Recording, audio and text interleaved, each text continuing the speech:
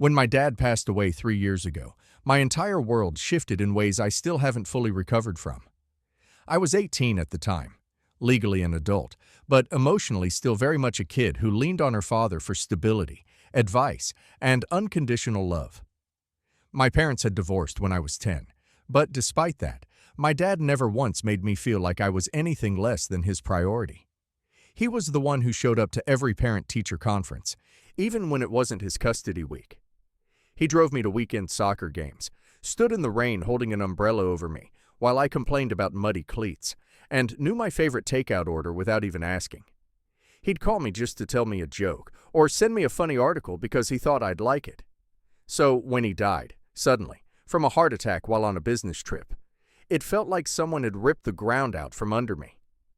In the weeks after his death, I barely registered anything beyond the grief. I went through the motions of the funeral, nodded politely at extended family I hadn't seen in years, and tried to keep breathing through the constant ache in my chest. Somewhere in the haze of legal paperwork and estate settlements, I learned that my dad had left me a modest inheritance. It wasn't a fortune, around $95,000, but for an 18-year-old just starting her adult life, it was monumental. My dad's will specified that it was for me, his only biological child, to use toward my future. A down payment on a home, graduate school, starting a business. Something that would give me a stable foundation. Because I was still so young, my mom was named executor, and honestly, at the time, it made sense. She and my dad had their differences, but they had been civil for years. My mom even spoke kindly of him at the funeral.